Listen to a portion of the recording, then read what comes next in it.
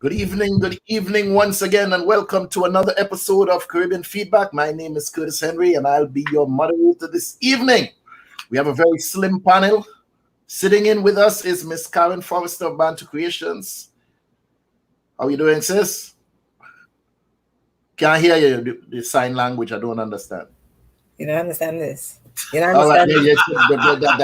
You had to speak up. I talk into your talk back to me. You did mute up, you know. You was mute up there for a little bit. She was mute. All right. Mr. Archer, how are you doing, sir? You know, I am blessed and not stressed. I just Blessed in the and vibes. not stressed. Yeah. I'm just in the vibes, and we have our latecomer, and let me just bring her in by the time. But yeah, you know, we have a couple of good things. Bring that screen down. And the vibes going. Dr. Judith, how you doing, man? I am fine until you said latecomer. It is 9:31 p.m. If you're tuning at 9:31 p.m. If you're tuning in at 9:30, you're late. 9:30 is when we go live. You should have been here minutes before. Stop the excuses. We don't want to hear it. We don't want to hear it. She gonna make it in the want to kingdom. hear it. She gonna make it in the kingdom. She gonna make Anyway, it. it is good to see you all. Okay. Better to see you. Better to see you. Yeah. So as I was saying, we have by the way, sorry, we have a little blessed vibes here. Look at that here. Good evening, Andrea. Good evening. Hi, Andrea. Good evening, Andrea. Get ready, roll up your sleeves because you know it's gonna be a tough one tonight. Getting on. But Lord. What? you know, I wanted to probably let's just take this moment real quick because last week I wore this. Mm-hmm.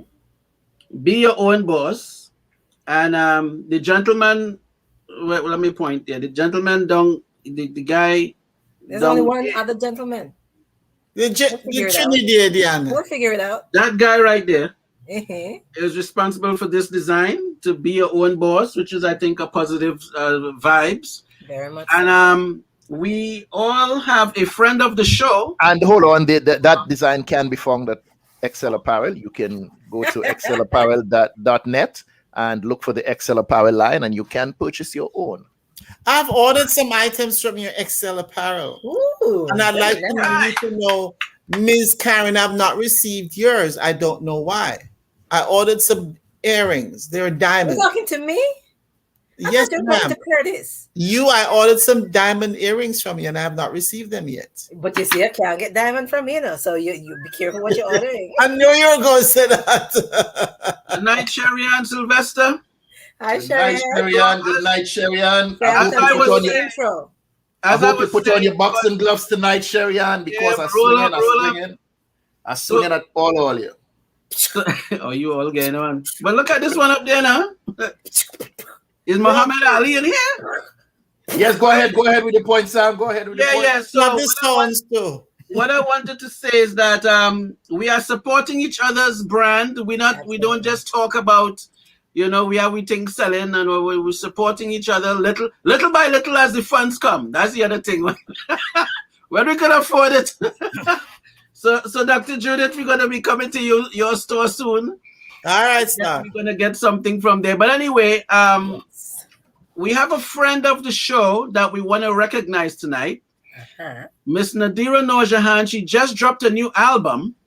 And we all decided, well, most of us, not all, most of us decided that we were gonna, you see, all right, well, Karin is really showing the details. Yeah, Make sure we represent Miss Nadira. That right? My gracious me. So in living color. All right. So if you Google Noorjahan wear, you can get your own sleeveless. Yes. Okay. Thank you, Karin. You know that if men see that, they'll be looking to get Karin, not the shirt. No. I'm not to see it. We did that last Curtis, week, and I like them. I think Curtis has the so what Karin wore was the female one with the heart, and then Curtis, you have the hold on, that was a heart. Let's push up. Well, show them now. Show them. Is he has it was a heart. Okay. with the RBG colors, red, black, and green. Show your colors, Curtis. Show your colors. Show your colors. Hey. Okay, move the locks, brethren. Move the locks. All right. Move the locks. All right. What happened to the breast part? I don't see no breast disease. Not here. You're in the wrong place for that. Sorry. Nod your hand where? Sorry. Nonsense. All right. So I was fortunate to have one with the album cover. So I'm going to show that to the audience. This is what the album cover looks like. Move the drawstrings. Move the strings. All right. All right. This is what the album cover look like. It sounds like Dr. Judith want this one here. Dr. Judith is the one you want. All right. Don't bother with me. Nobody feel sympathy for me. No sympathy for me at all. Everybody have knowledge except me. Let me cover my breast disease here. It's all right. I had no change for that. I had no change for that one at all. Okay, Judith, I understand if you feel bad. Just take off what you have on there, man. Just take it off. You know something. I'm not even going to say what I know. You just walkless. Just take off what you have on there, man. That's all right. Nobody feel no pity for me at all. I hear all you. So good night to all the folks. Please hit the like button on YouTube. Those of you join the conversation. Those of you who are on Facebook, hit the like button. Please join the conversation. Tonight is Battle of the. Who is it? Oh, that's you. Please join. Battle of the sexes tonight. Battle of the sexes. So one more thing is that I want to. That's why Mark isn't here. Well, Mark won't be here because he has some family issues he had to do. Let me put that close up there. All right, so we have books back again. I guess COVID was on its way out, so the printers came out and bravely printed some more hybrid executive books. But I don't know. Is it coming back in? I don't know what's going on with this thing. So whatever it's doing, it's doing what it's doing. But hybrid executive books are available again. If you want the physical book, you can get them directly from me. samsdigital.net is where you will go, and you'll see some information there to take you to where it has to go. And we haven't done our episode thing for a little while. Tonight is episode what? You guys ready for us to do that quick exercise? No. Judith, you ready? No. Come on, man. Come on, let's go. 10. 10. 10. That is 20. 10.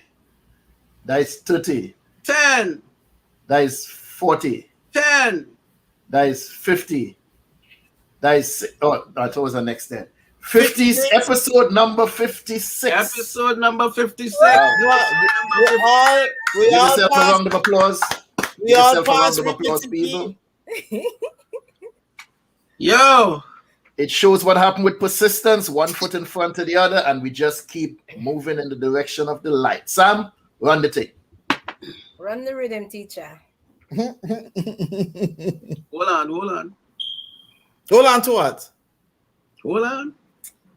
To what? Yes, sir.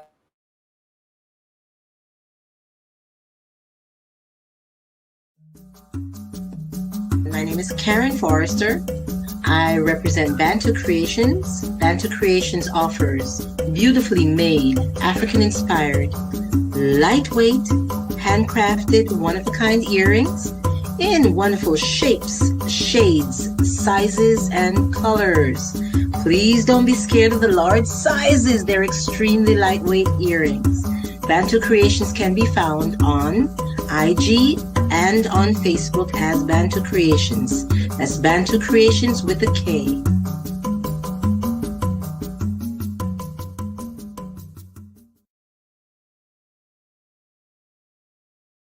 Come check me out, chriskeys.com. I'm worldwide. Tony Altamirano. Hi, I'm Gina. What's up, everybody? I'm Win Vu, award-winning remixer. I'm an artist. Hi, my name's Justina Bethel. Hi, I'm Mike Bowen from Denton, Texas. How you doing? This is Tom Cutt from Music by Tom Cutt. Check out Samuel E. Archer's book, Hybrid Executive. We are in the business, and here's how you can be a better business person because you're running your business. You can find my music at JustinaBeth_EL on Instagram or JustinaBethL.com, and I am a hybrid executive. I'm a hybrid executive. I'm a hybrid executive, just like you. Follow me at Koya Music, and I'm also a hybrid executive.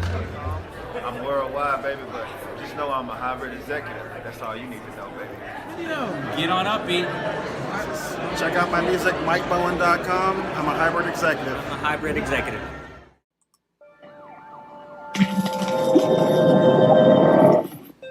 Hello there and welcome.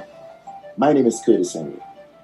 Over the past few weeks, as we were putting the final pieces together to get the show on the road, some people asked, why do you need to showcase Caribbean people? Why Caribbean Chat? And I say, why not? Because we as Caribbean people have worked too hard, come too far, and suffered too long for us to continue taking a backseat. It's time for us to rise up, speak out, and show the world the value and the richness of our culture. So I'm providing a platform to showcase the history and culture of Caribbean people in entertainment, the arts, politics, sports, and economics. We will explore the many profound contributions they have made to society. So we invite you to stay with us as we launch what is to become one of the greatest voices of Caribbean people, for Caribbean people, by Caribbean people. On this platform, Caribbean people of excellence get to tell their story. Our aim is to ensure that your contributions are acknowledged and celebrated. Welcome to Caribbean Chat. So make sure you like us on Facebook, follow us on Instagram, and be sure to hit that subscribe button on YouTube. We are Caribbean Chat.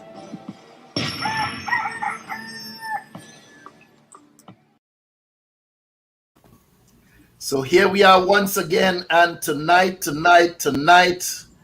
as stated before, we are here to discuss Battle of the Sexes. Now, this is, we're going to throw it back and forth because I really want to know what it is wrong with all you. So, let me explain something. One of the most vital lessons that I learned growing up, you all might have heard me say this before. One of the most vital lessons that I've learned in life came in the form of a rather peculiar story about 3 little pigs. Where one built his house from straw, one from sticks, and the other from bricks. The big bad wolf came along and demanded entry, which they all refused. The wolf huffed and puffed and was unable to destroy 2 of the houses. But the one that was built on a solid foundation for more durable materials was able to sustain the attack, and it survived. I've been in a relationship or 2 that were built on lies and deception, and no matter how much love and devotion that that was invested in it, it did not survive the test of time. I don't understand what it is going on between man and woman. Are we really that different, us, men and women, that we just do not seem to speak the same language at times, where we just don't understand each other? Women need to understand that forgiveness is a superpower. Learning to let go of stuff can be, how could I say, therapeutic. You all need to stop holding on to grudges and then wondering why it is you're bitter all the time. Why you always seem to be angry at the slightest disagreement.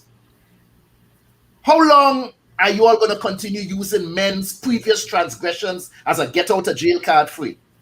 Waiting for the right opportunity to cash in on something that we may or may not have done sometime in the past.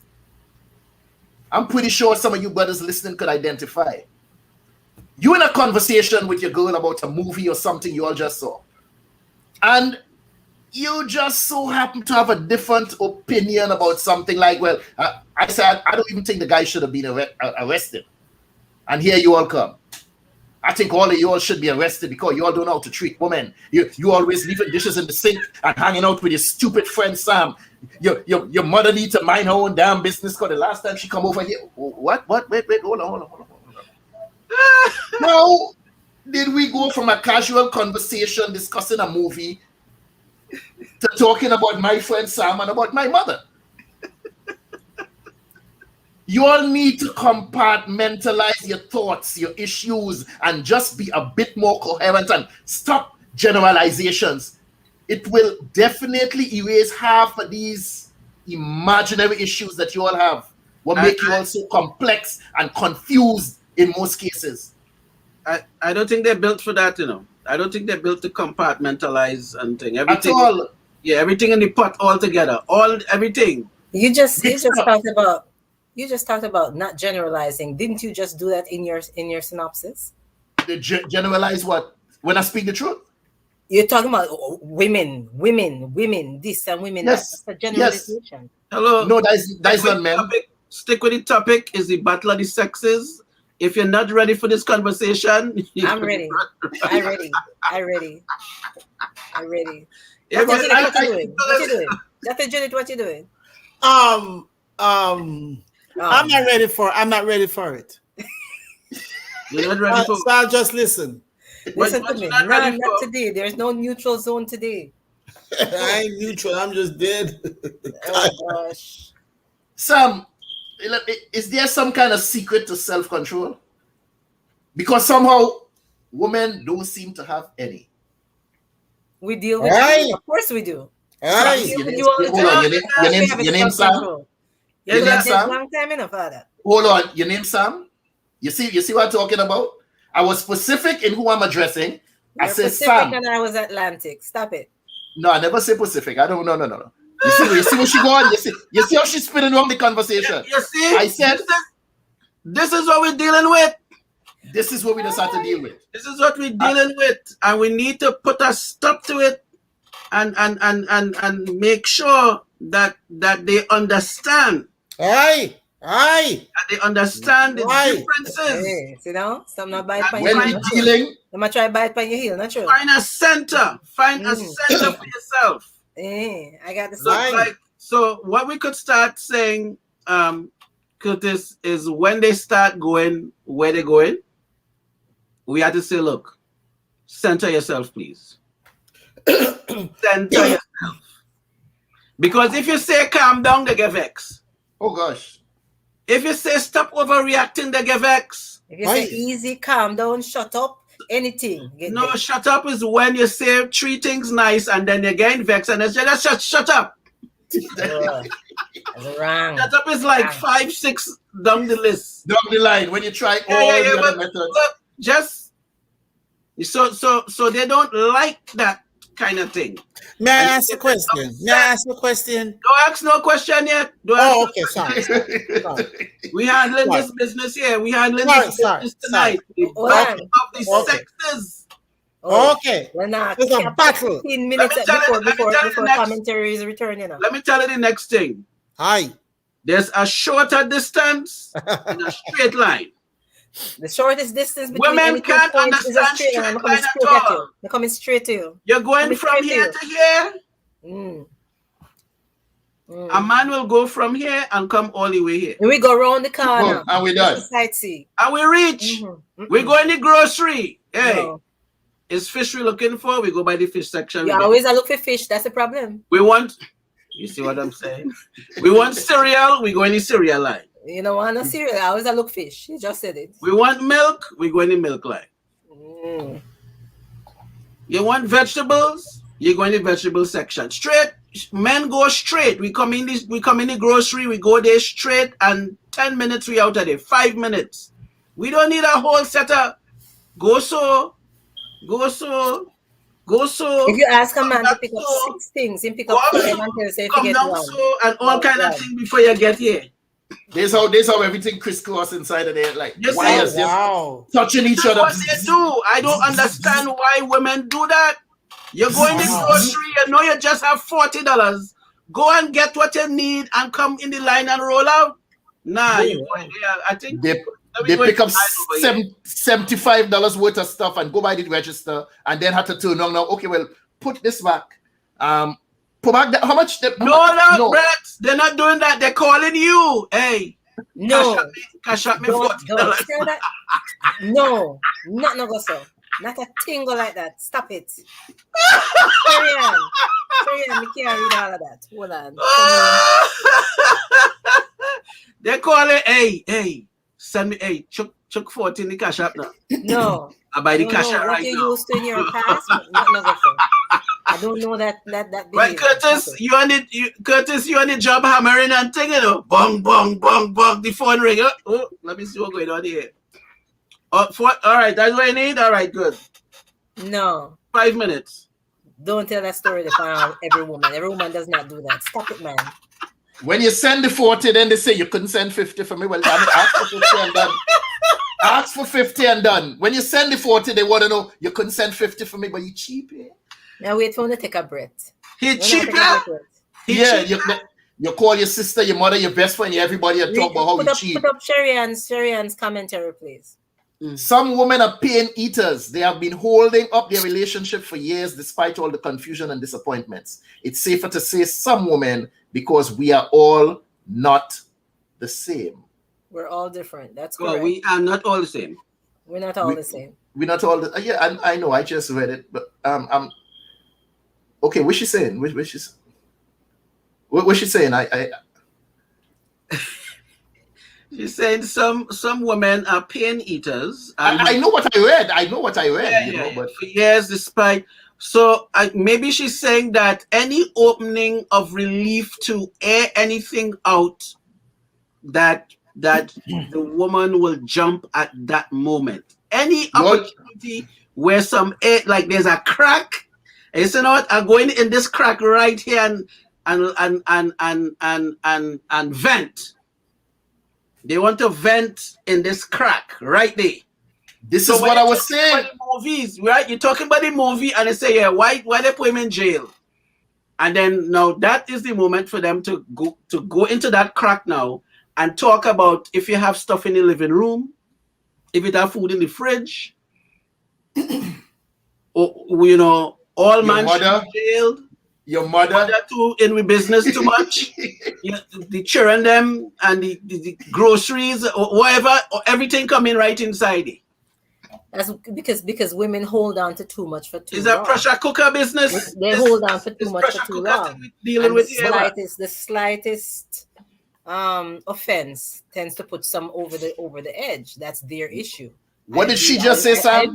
I agree. She said woman. But when I say woman, I wrong. But she just said it. Let me just join in at the game, Bridget. So some women do hold on to things for way too long, and then just the slightest offense, that's when everything comes to the surface, and that's a mistake that a lot of women make. A lot. So you, Dr. Judith, I do agree with some of that. So, Dr. Judith, may I allow you to join the conversation now? And could you please explain? Allow me. Could you please explain? You sure you want to use the word allow?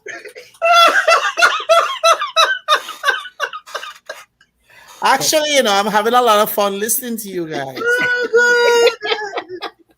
It goes right along with my attitude about life. One of our students today she's fairly aware, and she went to the computer and we kept telling her, leave the computer alone. And she kept going back to the computer. And almost I looked at her and said, why are you stressing yourself? Go sit down someplace else and then go back later. But stop stress yourself. So I am watching and listening to you as you stress yourselves with this conversation, because I am not stressing about none of it, because I'm quite aware of who I am. And guess what? I am one of those women who go straight to the milk section. I go straight to the bread. I go straight to the fish. I don't like to waste time. So when you say generalize about women, not this one. I've been told that I shop like a man.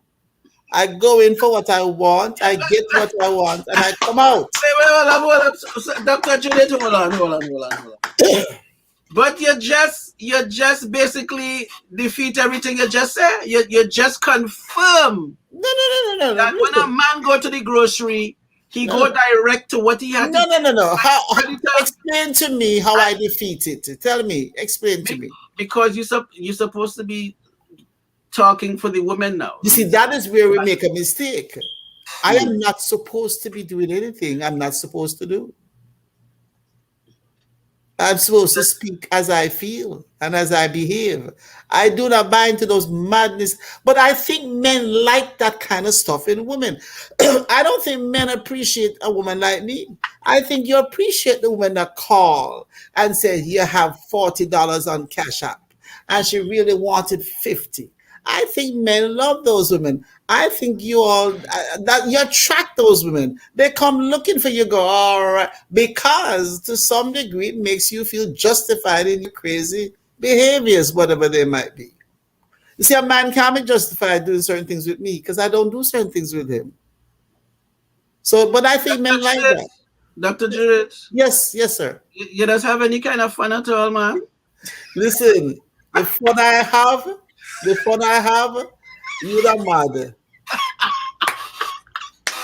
Dr. Judith, we playing a little volleyball, man, jumping. No. But listen. The kind of fun the kind of stuff you talk about, that's not real fun. Come on. What kind of fun is that? I didn't get it. Let me tell you something. When you let this thing start working, come on. That's bigger fun than this madness. Men like this madness. You like women that are crazy. You don't like sensible women. Hold on. As they challenge you. Dr. Judith. Yes. I am not built for the craziness. Oh, yes, you are. I don't need extra stress. I don't need extra If you didn't like it, you wouldn't have nothing to talk about. Listen to me. Sam, I have come to the conclusion that all women are crazy. You just have to make up your mind what kind of crazy you can deal with. Because all of them crazy. You make up your mind what kind of crazy you can deal with. I have been in a situation where one of them do some pick up a knife and say, talk again, me juke out your eye. Me juke out your talk again. And watch the knife here. Watch the knife here. Right by my eyeball. Talk again. Me juke out your eyeball. Did you talk again? Obviously you didn't. You're still here. That is one level of crazy. I had another level of crazy with this one. She never argued. But she would just whisper, talk. She would talk to herself, but she would say, I don't understand why this man is.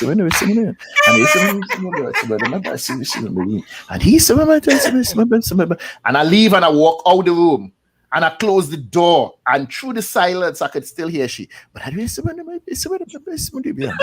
try mad you. Yo, she would whisper you to death. Yeah, try mad you. But wait, hold on. Which kind of crazy you deal with the one who want to jerk out your eye, or you deal with the one who whispering? None of them. None of them. They're no longer wrong. But that's the whole point. This is why I say you had to make up your mind what kind of crazy you intend to deal with. But listen, fellas, listen. Since you went on your bash women and all this stuff or whatever. Who said about you see talk? Hello. No. The truth is an offense. You know why I call it bashing? Because first thing you did, you said all women. That is an offense. The truth is an offense. That is bashing. When you say all women, you're generalizing. That's bashing. So guess what? The bottom line is that all human beings have peculiarities and peccadillos. And don't make mistake about that word. And they do certain things a certain way. And they are who they are because of their personalities. They're driven by their past. They're driven by their environment. They're driven by the father that they had or the father they didn't have. They're driven. So are men. Guess what? There are some of the things that you said that are clearly wiles of the female mind. I personally have a problem when I see women behave in a certain way with men, but I also have a problem when I see men go along with it. So, that being said, the operative word here should be some, not all. You understand? My apologies, 99.9999999%. Good night, Trinia. Okay, but let me tell you something else. Women think they're interesting when they do those things. What? Women think they're interesting, and I have other ways that are far more interesting. And that's another response to Mr. Sam here. Don't I have fun? I have big fun. Fun will last long time. You see? And don't have nothing to do with money. And don't have to do sex either, because there's some crafts that I have that I'm very good at. So the bottom line is, you have I want women to use their minds more. I want women to use less emotions and more information, more thinking. And then tell me what you have to complain about. Tell me what's wrong. Because if women were to take up that whole thing and start being, every time you start a conversation, my son is a good example. He comes at me and I said, Judith, he's trying to get you into a problem. Back out. So I learned, even from my soon to be 25-year-old son, don't get caught up in, because then the tendency is to say, remember the other day? And remember last week at 6 o'clock in the afternoon on Friday? That kind of stuff makes women look crazy. I don't like looking crazy unless I choose to look crazy. So I don't engage in those things. So you, as Karin said, that's one of the downfalls of women in terms of communication with men. We go back too much, and men don't go back but a few hours. And we can go back years and bring things up that the man has long forgotten. And the bottom line is, one of the things I do for myself as an individual, when it happens, I deal with it then. I have been in situations, not relationships, but I've heard people complaining, women complaining and talking about, oh, I can't believe he do me this and he did this, and you believe that he said this, and you right there and you're going along with it and you say, wow, that is so bad. How could he have said such a thing? Man, that is terrible. You get caught up into this toxicity, and then you listen and you say, when this happened? 1972. What? And you are still complaining and crying about it like it was yesterday. But you know, one of the reasons for that, Curtis, is that women, and like most human beings, we do not solve things as they come up. I want a peaceful life. First of all, a peaceful life to me is not hiding things under the rug. A peaceful life to me is getting it out. Let's talk about it and move on. Because that's why women do that. Because they keep, and mostly, I would agree that mostly women do that. Women will let something stick and they go, yes, man. And they're under their breath and they go on and on. I am a different breed. What's the meaning? What you just said? What you just said a while ago? What do you mean? What do you mean? No, the last thing you said. Because I want it out in the open. I want it cleared up. Because it's going to come back later in a different version, more difficult, more complicated, and messy. But again, how I do... That is not what I said in the beginning? And you tell me I generalize in a painting with a... No. You said all women. Stop trying to play semantics with me, because that's where me and you fight now, big time. I'm not poking in the air with nothing. You said all women. Some women do that. But the thing is, I'm saying what is true. If women were to learn, and I think women are afraid emotionally why they do that. Because truthfully, why would I not bring up a conversation right now? Because I'm afraid of the outcome. I'm afraid the man might get mad, the man might leave. Well, go on if you want to go on. Most of you are afraid that you may be proven wrong. So instead of talking about the issue, you attempt to dance around the issue. And before you know it, you have to ask yourself, what were we arguing about again? Because let me understand. You never stay on one thing to solve it. And sometimes it is out of timing. What do you mean out of timing? Out of time. Like you want to bring up something in the wrong time. You got to find the right time. Wrong time? What is the wrong time? It doesn't suit you?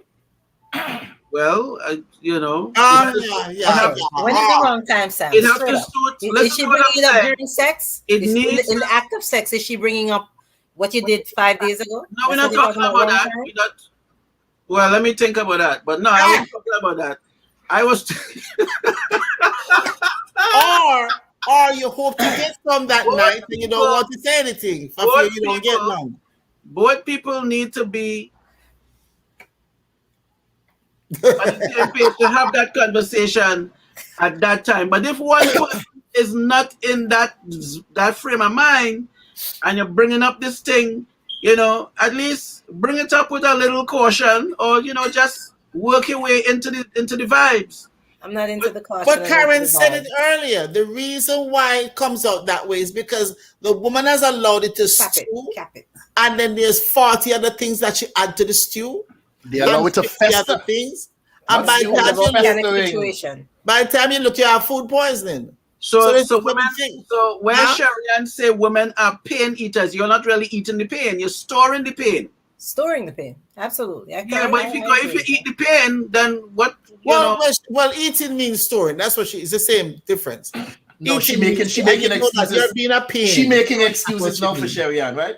Sherian say what she say. We understood well and good what Sherian said, but now she making excuses and trying to explain to us what Sherian meant. Who making excuses? Okay, doctor. Who making excuses? Listen to me. Don't let me get rancid with you tonight. But let me ask you something, Dr. Judith. Let me ask you something. What is it? Is it a healthy thing to having to tiptoe along a relationship? No. Always having to edit every statement before it's uttered? No. Who caused that? It depends if the other Dr. Judith. Let me hear Dr. Judith. Hold on, Sam. It never is. It never is. There's no excuse. Listen, it's painful to bring up the negative, but it's less painful than letting it dawdle and sit there.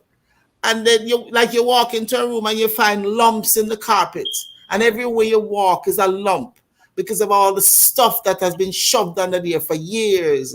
And everybody said, we'll talk about it next time. Let me tell you one of the most painful things to watch, to hear somebody say they're going to talk to somebody, whether it's their parents or a sibling or a spouse, and the person died. And I didn't plan for talk to him, What the, excuse me, when were you going to do it?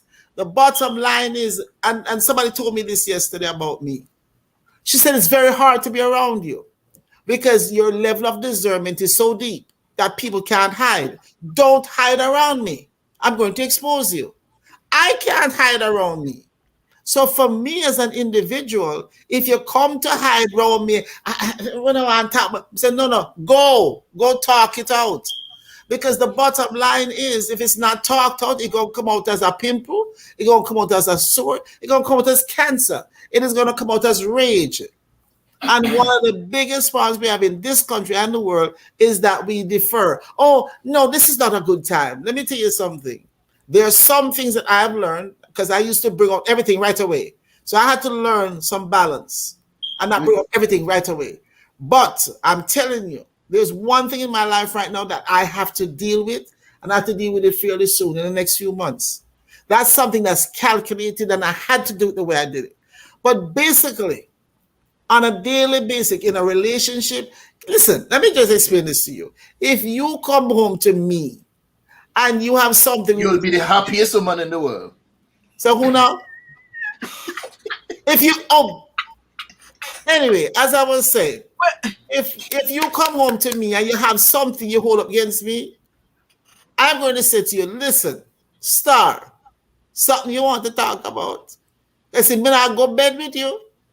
I'm not going to do all of that without something being said to me. I don't like that craziness. Because what some women do, okay, see, I want her to know. And by the time night come, she has imagined 40 different things that she might have done while you're not talking. And you might just not feel good. But men have to learn how to communicate. Men that are around me have to communicate or they're not around me. Okay, so this is you giving us a punch. We need to learn to communicate. Both sides. Listen, you say women communicate poorly. Well, guess what? Men need to communicate more. Okay. So that is all and right. men have to be willing to be open to be communicating with. And when she's talking that way, and excuse me, Mr. Henry, when she's talking that way, instead of getting on a high horse, see, you always bring up something, and now you start with that, because some of that is arrogance. You feel big. Then you can point out to her how crazy she's acting.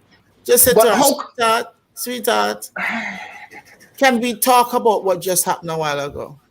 Because sometimes, when people talking, they don't realize how much they're talking and that they're just going off on a trend. They're not really paying attention. So then the man's supposed to be the voice of reason. If you all are so reasonable, I like back to the present. I like what you just said, Dr. Judith. The man have to be a voice of reason. No, but you're saying that you are. From Curtis and you started, you basically said that you're the voices of reason. It's not always true. Because we have issues that when we begin to speak with reason, it gets, it gets challenged. Reason is and that's the problem. Your reason ego feels challenged, and then you shut down. Reason so you, is like the woman, have to learn how to be into information and less emotion. Dr. Because Judith, the ego stuff is emotion. No, listen. I don't disagree with anything you just said. I do not disagree with anything you just said. But you have to face the fact that when we do try to communicate with that reason, with that reasoning, you all could never. We discussed this already. You all.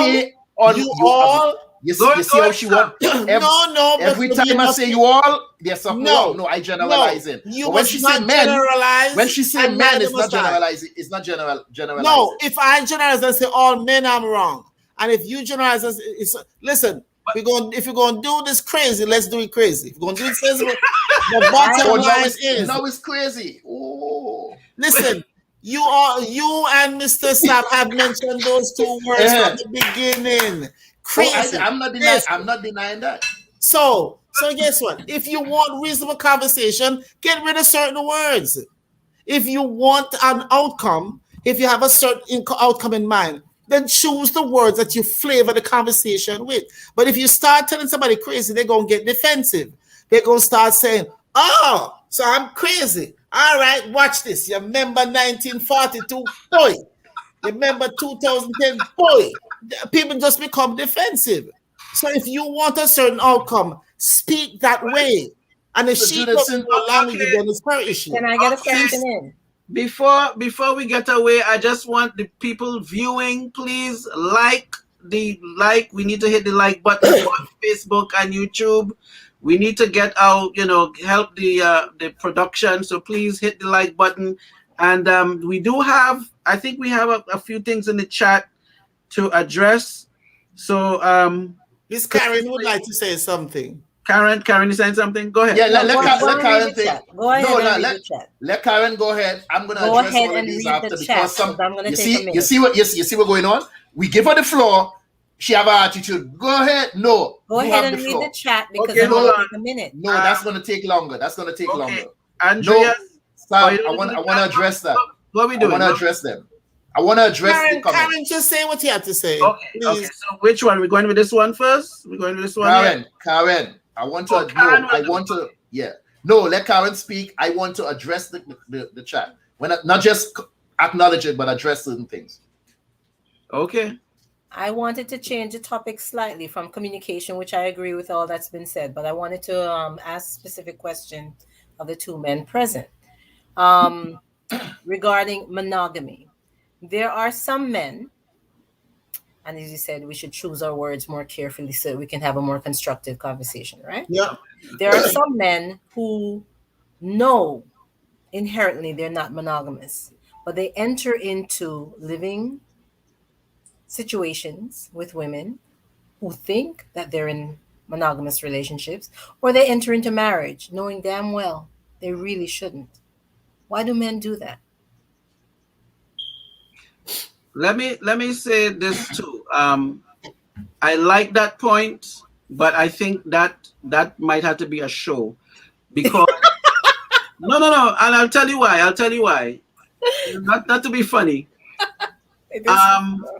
The same reason why you may have somebody who might have same gender tendencies, whether it's a man or a woman, but they will also get into a relationship because based on the society, that's what's there. So regardless of how they feel, they have to fit into what's expected of them. So if a guy he has a polygamy, that's where he might be that, but because of the society we're living in, he has to fit into this monogamy setup. So he has to fit into that, or if the woman feels she needs to be polygamous, then she has to fit into that. If the guy is same gender and it's not accepted in within his circles, then he has to fit into this, and vice versa. So I think it's a good question, but if we're going to be fair with the question, we might have to make it a show. But if we're going to just keep it superficial, I think because men could compartmentalize, stop making excuses. I think because men could compartmentalize certain things, if you have a guy who is, if he's in the play around mode, he's not really in the serious mode, he wants to play and play and play and play. If he's a vegetarian and he just have meat around, you had to eat something. So you had my attention till you compared women to food. Got to take it from there because it looked like I tied up myself. You say. Mr. Henry, go on, through the man. Okay, let me just jump in the chat. Angela would say, Sam, you need to stop making excuses. Now you hear that, right? You didn't say that. Explanation. You didn't say that. Okay, so let me ask you. Hold on, Sam. I just read the comment and I said, Andrea said, Sam, you need to stop making excuses. She said, she didn't say that. She said, Sam, stop making excuses. Another same thing. She didn't say another same thing. She didn't say you need to. I brought across the problem. I brought across the sentiment of what's been said. I don't have to read it word for word. Say you need to. I don't have to read it word for word. She also said it's not reason, it's more of a man being dogmatic in his thinking. Yeah, dogmatic in his thinking. What? With emphasis on dog. Boy. First of all, I didn't even talk to my Trinia Norford. Thank you for joining us. Trinia was our connectricity, our relationship. Let me finding mates. Let me ask the panel a question before I go. Did my answer to Karin was an excuse? Did it come up with an excuse? The way you phrased it could have been seen as an excuse. To make it a show? No. In other words, the way you phrase what you said, it's almost like, well, yeah, but not tonight. But it's like you're making it. I said it's a good question, but I mean, if you're gonna go away from the topic tonight, and all they're gonna do that, let's jump on it. I don't have a problem. No. I'm fine. I'm fine. It's a very big topic. But it's a big, but it deserves more. It deserves more time. More time. Right. If you're gonna be fair, you're gonna. I understood your first thing. But I think the reason why they're saying stop the excuses is because they're used to you going over a bridge and on around the corner and jump up on a boat, and they're using your past to kind of say, hey. The fruit and the vegetable. The moment you enter the produce aisle, you lost me right there. Straight up. We need to investigate where Jade is coming from because you're going to expose yourself. Okay, Jade said. She said, just don't take off your clothes, please. Sam, stop before you really show your cards. What that mean? She said, Sam, your response to Karin, not Karen. She don't like to be called Karen. Karen sounds more like a personal testimony, but we all speak in here from personal experiences. So I cannot disagree with him on that. Andrea said, you are a player. I have no idea who she's talking about, but I know it had to be you, Sam. You the one had the floor. I am the player now. Judith, well said. Choice of word or words can really determine the outcome of the communication between two people. And that's exactly what I said. You have to tiptoe along a conversation because you have to be careful how you speak to certain people, because one word can throw the whole thing off. But choice of word doesn't mean choice of word. We must be more vigilant. That you're tiptoeing. You don't have to tiptoe. We must all be more vigilant about the words that we choose. Perfect example. And even our tone of voice that we use. Right. the moment, Sam, when we opened the show, you said you use words like easy, or not easy. Easy was my word. Quiet, or calm down. Those are triggers. Like triggers. Triggers. They are for women. Why? But if you losing your cool and you're carrying on, and I say, hold on, calm down. How is that a trigger? You feel like control? Somebody's trying to control the situation, whereas all you need to do is step back, listen to each other, and try to hear the other person's point. Hold on. We communicating, right? We hear. No. Right? You say no. What do you mean no? We're very rarely here. But that's really here. That's the goal. That's a goal. That's our goal. Okay, that's all right. That's the goal to be here. But somehow very in that conversation, we just speak in terms because of what? Can I finish? In terms of your octave, you way up here, and I say, hold on, calm down, bring it back down here. Okay. Now, what Karin just said? Oh, that's being in control of the situation. Women, no, the neighbors don't have to hear what we're talking about. I say, calm down. Bring it here. Bring it back here. Let you and I talk. Let's keep our conversation within the confines of these walls. Calm down. But Curtis, how am I trying to control you by saying that? When you say that, so what you're responsible, listen, and I'm using the word responsible. What you're responsible to say, sweetheart, we don't want the neighbors doing our business, It's a different conversation when you say that. I know. You say, me not give her a bomba one, so when the neighbor them want to hear, me have to talk. I mean, no. Because our tone as well as our words. Listen, I know that for a fact. You understand? I work with this daily, and I know it for a fact. I can be troublesome. I could be dangerous. Because I know exactly how to speak to certain people. I know how to go up, and I know how to come down, and I use it. And I'm gonna tell you, I'm not a boaster, but I use it well. You know why? Battle of the sexes, you and up and down. But you know why? You know what? It's not even a male-female thing. It's a human thing. But one way to do this well is to get out of yourself. We're too stuck on self. We're too worried about being embarrassed. We're too worried about being ashamed. We're too worried that somebody gonna say something and come talk to me like me a big man. Me old. Me 59 years old. Me 62 and people talk to me. So that kind of stuff is what colors conversation and what causes more confusion. No, the disrespect is what colors the conversation. That is why that statement had to be made. Hold on, guys. Before we run away, let's look at the chain here. Karin said that when a guy says calm down or quiet, relax a little bit, that it's a trigger, right? Now I agree with that from past experience. It's a trigger. It is. But from the point of view of the guy, let me say it this way so I don't get in trouble. And with trouble already. No matter. From the point of view from the guy is not somebody that just walk off the street. It doesn't matter. The guy, it does. I mean, it don't matter. Is somebody you know. This is somebody. The words are as caustic. If it's an intimate no, I understand what you mean, Karin. But what I'm saying is, this is where the battle comes in, because to the guy, he's saying, he's implying, okay, you know what? You know me. I know you. I am saying to you, calm down.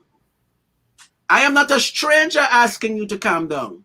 Because if a stranger says to you, calm down, be quiet, yeah, rile up the place. Doesn't matter. What, Sam?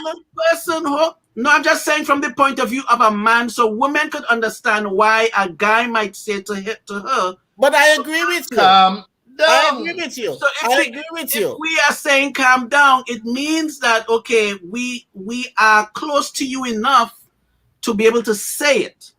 So it's not a form of disrespect, although it is received. It is, but you have to respect the fact that it is received like that, acknowledge it, and make a slight adjustment. But respect the fact that why the person have to tell you calm down. is because nothing is being accomplished at that point in time. The only thing is yeah. No, we're not communicating. Okay, you see what I am not hearing you. You are not hearing. You are not hearing me. So at that point in time, he's trying to tell you, in order for us to get to a point in this conversation, you need to bring it down. How is that being controlling or disrespectful to you? Mr. Henry, you realize what you just said a while ago? Tone it. Yeah. That's what it sounds like. Okay. That's what it sounds like after a while. But guess what? It's both sides. Sam made a very serious point there, very pivotal point. It's because you know each other, and to some degree, you see, I understand how men think. I don't necessarily agree with how you all think all the time, but I understand how men think in certain things. The man is saying, but what she go on so far? She knows her some mistake. So then she could say, well, when am I going like that for him? No, she has some mistake. So both sides are communicating and with the attitude that, but you know me. So we are going, is a big deal for. So what it takes for Sam to say, and I said it before, for Sam to say, listen, Ruthie, nobody talk so loud, man. I don't want to neighbor them know our business. And she in turn to say, all right, it's true. That's what it is, you know. But guess what? The ego, let me tell you something. In which world, Dr. Through counseling people and working and being counseled, the largest ego is not inside of a man, it's inside of a woman. That's a fact. The largest ego, the most dysfunctional ego is inside of a woman. Women don't like those things when I say them, but the truth is the truth. We do not want to admit that we messed up, that we said, because the bottom line for me, you see, if you call me out on something, especially if you say it that way, I shame. I say, all right, sorry. The average woman, see, no, you tell me something I talk too loud. And it gets worse. So what I'm saying to all of us, I'm saying to people in general, listen, when I talk to my son, that's my major relationship now besides the Lord. And I hear, see, that's the other thing. I hear myself about to go off. And I said, Judith, in my head, I said, Judith, back down. And many times I'll say to him, Taryn, what I said was the truth, but I shouldn't have said it the way I did. Now I'm telling you, that is when you put yourself, this is not magical thinking, when you put yourself in that kind of situation of thinking through things and not feeling through things. And women, unfortunately, a lot of women are guilty of feeling through things instead of thinking through. It's very hard for a person to have an argument with me because I'm going to think. You don't like that. Men don't like when you think. A guy told me sometime, he said, I don't know what to do with you. I said, that's your problem. You always try to do something with me. What she just said? Men, right? Men don't like when you think, and that's where you're wrong. This is exactly what we crying out for right now. You sure you want it? Some of you, to think. Are you certain you want it? Oh yes, this is what we're crying out for. Because this is exactly what we're talking about. I'm telling you something. I don't believe that. I think inherently you are like the confusion. Okay. Let me just we're running away again. But what I want, because at the end of the day, it's a beautiful conversation. We need each other. Nobody's better than the other one. But what I wanted, the reason why I answered what Karin said is because if we could have learned behaviors, or should it be added behaviors? So like when you know the person you're with, they'll be saying something totally different, but you could read what they really mean. So if someone is coming at me, let's say I'm in a relationship with someone and they're coming at me a certain way, regardless of what is being said, whether it's public or private, if I know the person, I can read what they're really feeling. Okay, Sam. So even if yes, Dr. Sorry, in that vein, yes. Role play with me. You and I are having an argument. We're talking, and I'm saying to you, but you know something? It was the other day. It was 6 months ago. And you remember how you come in, you slammed the door, and I was right behind you. You never even hold the door for me. I didn't slam no door. The breeze was hard and it just blow and it just thing. You think I slammed the door? Is the breeze slammed the door? Okay, all right. But you see, in that moment, the way I was feeling, I felt like you slammed the door on me. I'm your wife. I just don't understand how could you make the breeze slam the door on me, Sam? How could you make the breeze? I just figure out the breeze slam the door. But honey, baby, I am so sorry you felt that way. You want a cup of tea? You see, now you're trying to make small of my feelings. You know, I'm trying to explain how I feel, and you don't think about tea. How tea gonna help me? You slammed the door already. That is unfortunately where some women will take it. You are so cute when you argue with me. Is a turn on. Okay, you see that now? Now you make this into a sex thing. How this becomes sex? That's what a lot of women, typical, a lot of women do. Darling. Sex is so beautiful. Let me mash up some sex in the place now. And guess what? You say Cuomo resigned. I tell anybody, if a man fill me up, I'm gonna fill him back up. That will take care of the whole problem. So guess what? Let me tell you something. I can only speak from my purview. You understand? If me and you arguing, you can say I have a very basic attitude about life. The argument can last so long. I get bored. I don't want to go on too long with it. See, women like to carry on this foolishness. I ain't got no time. And when you say to me, boy, it's so beautiful, even when you argue, you're nice, you're pretty, you know. You see, when you do that, we start smiling. Mm-hmm. Next thing you know, me feel you up. And we go on to something else. Let me let the audience know we were just role playing. But let me tell you why. Because I have not invested that much into the argument. Mm-hmm. It's about our investment. What do we invest in these stupid arguments? At the end of the day, what was the point? I want to win. What is it that I want to prove? I am one of those people that don't need to prove a lot about anything. Before we forget, I like what you just said. I think, and this is what Sharian spoke about, of women being pain eaters. We're living in a society, quote unquote, and I'm saying it loosely, that it's designed for men, right? It's changing, but you have people who have grown in a more of a submissive type of a style. So the ability to express has not always been there for women. So I'm thinking that the fact that this means, it might be trivial to the guy because you said the door slammed and you feel I slammed the door when the woman slammed the door, but it's something that was important to her to be able to stop everything and say, look, this is important to me. Please take note that this right here, so although it might be trivial to the guy, we might be like, well, what are you worried about that for? We will normally do that. But the fact that if she's spent a life of being submissive and whatever little thing happens to her, she can't talk about it, she needs to be able to, you see, I given them points. That's a very valid point. No, that's a valid point. And she can actually say, my father used to do that to my mother. And I remember seeing my uncle treat my auntie that way. If a woman is willing, she can explain to you why that affected her so badly. But I would also say, and there's a time when I call people women, I call them females. There's a difference. There are women who want to argue with you with that point, and it has nothing to do with her past. It has nothing to do with anything really tangible.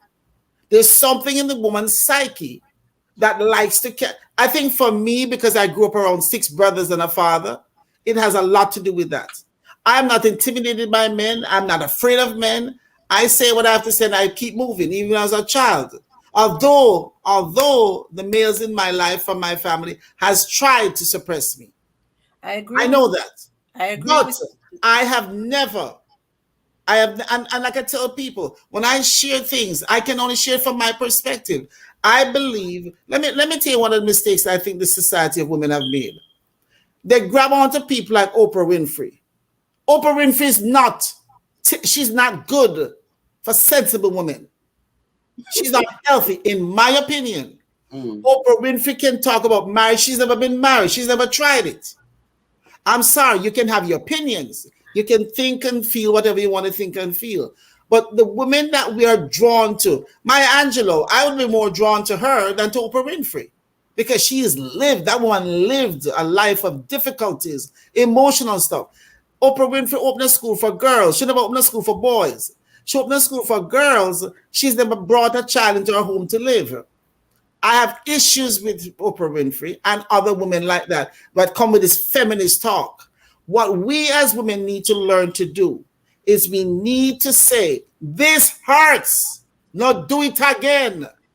May I beg you? I'm not going to go to I'm asking you not to do that to me again. And if you do it again, to say, I told you not to do it again, But what we do, like the young lady said, we keep the pain. And then we write books and we go on TV. And our lives are still not corrected on a personal level. We carry women, the way she said it was perfect. We carry all this pain around.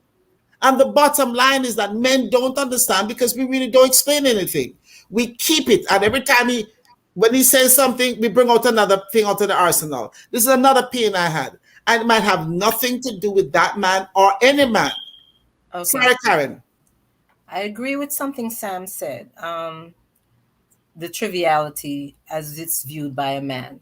I had an acquaintance way back who was divorced. And one time we were having a very real conversation. And he admitted that although he was very much in love with his wife, a lot of the things that she wanted to express, and he was real with it, he just didn't feel that they were important at the time. And that led eventually to their divorce, because that's how he viewed every time she had something to express. So that's real. That is real. That's real. I wanted to ask another questions because I realize my questions are going to be like left behind in the dark. A lot of men that I have met, very female. A lot of men that I have met have issues with expressing to their sexual partners what they truly want sexually in the bedroom. I don't know if it's fear of rejection. Maybe that's going over the edge in the sense of what is normal between them, but they don't express what they want, but they will go to a stranger and share that sexual activity. But in their stable relationships, they won't express what they truly enjoy doing in the bedroom.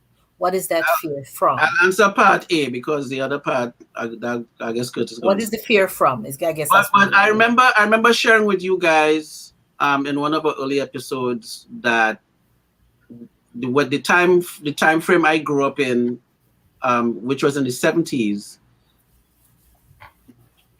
children couldn't really express themselves to a parent or to a guardian. It was like, so you grew up under that sort of a environment. And then I think I shared with you when I was having a conversation with my father and he really wanted me to talk to him. I just couldn't bring it out because to me, he's the authority and I can't really express to him how I felt, right? Or how I really felt. I think some of that went into some of my previous relationships. Mm-hmm. So being able to express could have been something where, all right, you sort of grew up in a style where, all right, what you really want or what you think you might want, you can't have it. And I think Curtis had spoke about when his dad was supposed to pick him up to go and to get a Christmas gift.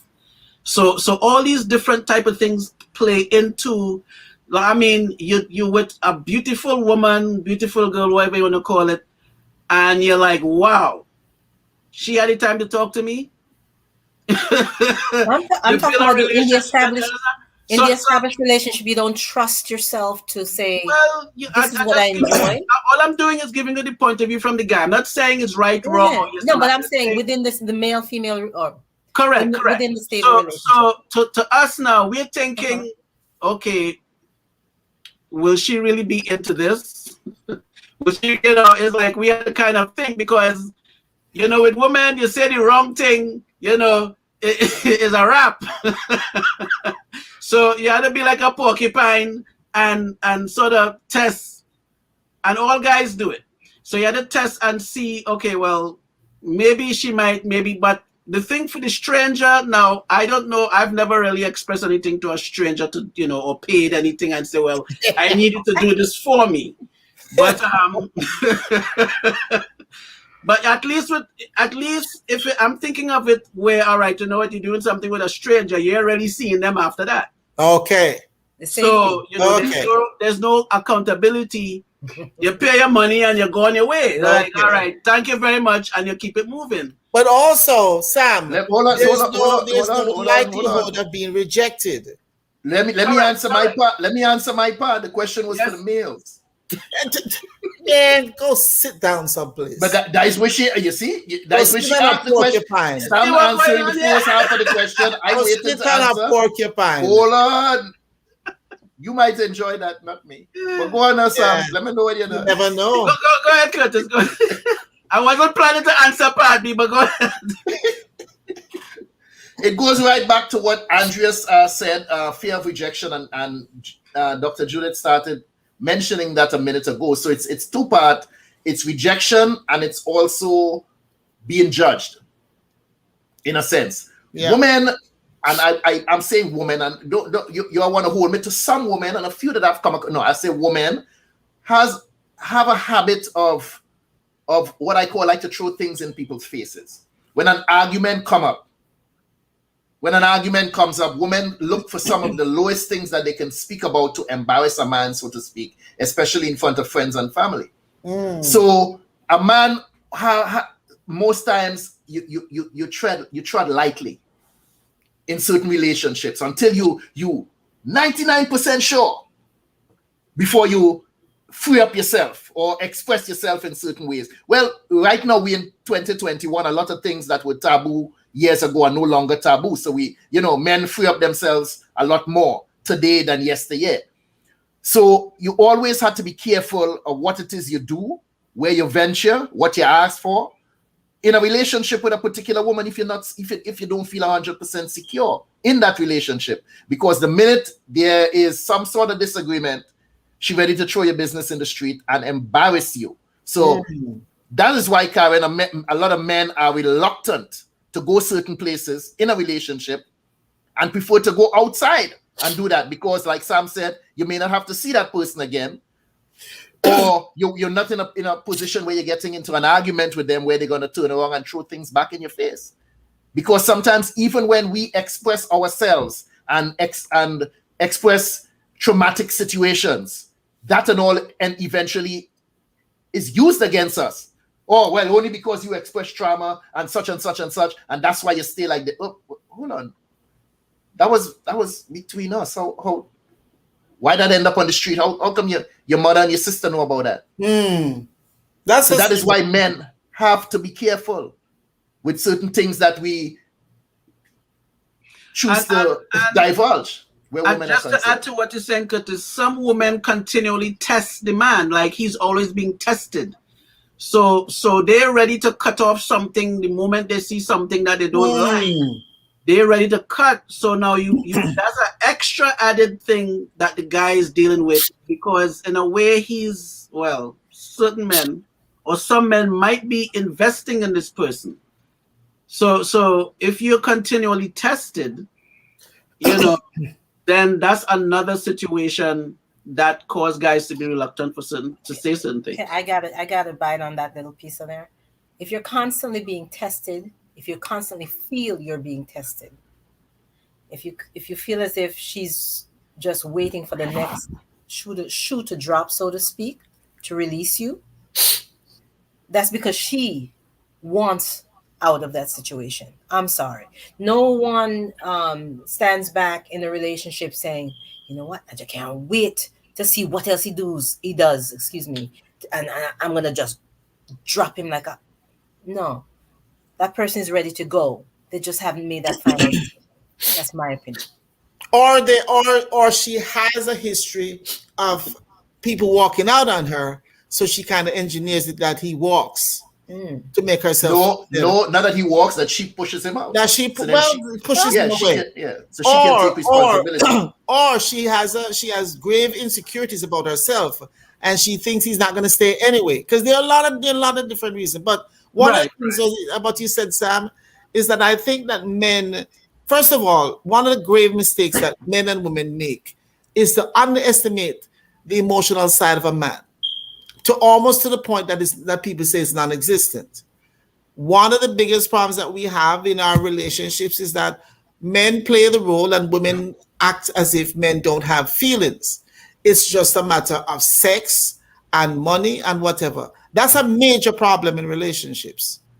And when somebody's getting married, and I listen to people, and people start talking about the wedding, and it's her day, and it's not her day, it's their day.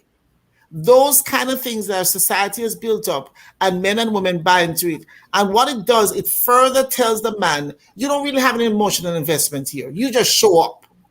And men keep showing up and not really participating. I hold men accountable for that. I tell women, stop going along with this guy. And I said it months ago on this program, that this thing about if a woman, basically if the wife is not happy, then the house is not a happy house. That's garbage. That's nonsense. So the thing is that men go along with it. And they allow women to do these things. And then, I mean, I see so many grown men, older men sitting here like, well, whatever she says, no, you're a viable human being. You have your opinions and your thoughts. So you're not supposed to just go along to make things pleasant. Those are my thoughts about this whole thing with men and women. But after 50 years, Judith, after 50 years, you understand why those men behave like that, because it is pointless. Yeah, but guess what? He is a participant, and he should speak up somewhere along the way and say, hey, he spoke up for 45 and at 50 years and realizes like trying to get blood from a stone. To the point where he just say, you know what, I done. Dr. Judith, I agree with you, but I think what just to put a little magnifying glass on it, right? If society is pushing a certain narrative, which it does, it has, right? Some certain things are taboo, some things are not nice, some things are whatever. So they say, yeah, it's her day, sweet 16, and right. Girls are made from what they say. Girls are made from spice and everything nice. Spice and everything nice. Boys are made from stuff, and Yeah. So you have that sort of thing going on there, and so now to the guy. So I guess that generation of guys, they have to make up their mind and say, all right, well, if I want to have a long-lasting relationship, then you have children involved and you have all these different things involved. And when you get married to somebody, you're not just getting married to that person, you're getting married to the family. So then there's a dynamic between the whole community that you're dealing with. So if he had to just sacrifice and become a beta man, just to make everything work, and he could just, all he gonna be doing is just drinking some rum and read our papers. But guess what? Because men are basically lazy. Men are basically lazy. Men must speak up. Men must speak up. Karin, I've paid attention to this. I've paid attention to this growing up. When you look at men that visit what we call home, the rum shop, and they go there every evening before they reach home, because they know exactly what it is they have to encounter once they push that door. So they have to walk in there inebriated, because on a straight head, you can't deal with that. So they go home drunk, knowing well and good once you reach inside, you fall asleep, you go straight to bed, because what it is you have to deal with, once again, how I said it just now, no. They have to take a drink before they go home. Something else I wanted to say, Sam, about going to, like Karin had asked, going to a stranger and all and asking for certain sexual acts to be done or whatever. One of the things that I don't think women understand fully is that if a man, with all the issues that men have and all the mistakes that they make, if a man chooses to be with a woman, whether it's in marriage or hopefully a monogamous relationship, if that's what they want, and for him, there's a certain amount of sacredness that he attaches to that woman. I don't think women necessarily understand that, but there's a certain amount of respect that he gives to her because he has chosen her. See, men don't express themselves enough to say those things, but that's part of the whole thing. So I can't ask her to do certain things because in his mind that's dirty and that's slackness. I can ask another woman and pay her for it, but my lady here, and some of it is just a man thinks that's respect. He feels I'm respecting her not to ask her to do those things. A woman will feel, well, why you never ask me? And he'll say, but I never think you want to them kind of thing because some women think that a nastiness. That's how people feel. So some men will never ask their wife or their girlfriend or whatever because in their minds, no man, that's a nastiness and that's separate from her. That's how some men, I mean, I know what I'm telling is the truth. Some men look at it that way. So they rather go out there, do what they have to do, pay for it, and they don't have to carry that shame. They carry it anyway, but they feel they're not carrying it. I've heard, well, let me say this right. I would be in the company of, when I was younger, I would be in the company of grown women talking amongst themselves. And some of them wasn't prepared to do anything fun at all. And they'll say, I am not doing that. I am not that either. You understand? So, so again, this is just another dynamic to what you're saying. It's true. It's true. So if she have her own standard of what it is she think, all right, I don't do them kind of thing there, and the guy, and this is vice versa, you all think the men want it, sometimes the women want it too, right? Because the guy might think, nah, I don't do them thing. So if she might go and pay and get it too. but you have certain people in a relationship and say, nah, I don't do them thing.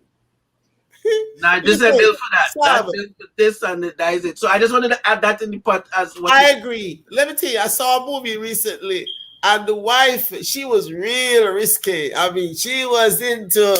I mean, I can understand some of what she desired. Anyway, she said to the husband one day, she's downstairs. She said, "Take me here. Just take me here. Take me here right now." It was a straight-laced kind of guy here. What? Let's go upstairs. She said, no, let's just do it here. He said, when you become my wife again, you can talk to me, okay? So it happens on both sides, So let me switch this up a bit now. Why the hell you all ask for advice and then choose not to follow it? Or even take heed? Simply because someone asks for advice, they can receive the information. There is no mandatory obligation to follow the advice given. That is a myth. Sorry. When Karin get British, there is no mandatory obligation to follow the advice that you asked for. So let me ask you all something now. And when I say you all are talking to the females here, right? Aye. You have a shoe. You have a shoe. You have a shoe. Female part, please. Keeping it simple. You're wearing a pair of shoe. And you find every time you wear the shoe, you want to know, why do I feel it going this way? And I say, you know what? The right side, you need to cut 1/2 inch off of the heel. Right? Just a metaphor. And I give you the advice or the answer to solve your problem. You choose not to follow that. But then you come back to me a week later, a month later. What's going on with the shoe? Why do I don't talk, because I don't tell you what to do. Right? You came to me, I explained to you what to do. You see, after that day, I don't want to hear nothing you have to say about that shoe again. I agree with you. Because I don't tell you what to do. So when you come back to me crying about the shoe, I'm looking at you. So your stipulation, if somebody comes to you, asks you for advice, you give sage advice, you should add a disclaimer. Don't come back to me if you're not going to take me advice. Understood. depending on the couple. Doesn't have to be a couple. Depending on the couple. And this is vice versa, no man or woman business here. This is no battle of the sexes. The man asks for advice or the woman asks for advice. The advice is given, it was not adhered to. The spouse end up in some issues, and that other spouse will look at you with some pity and say, "You didn't follow my advice now." All right, let me fix it and take care of it now. Sam, so I agree with Curtis. Don't ask me about the same thing over and over. You see, I don't care if you take my advice. I'm not talking about don't come back to me with it. I'm not talking about it over and over because I'm agreeing with you, you know. but if it become a habit, maybe there's something else. Maybe there's something else going on.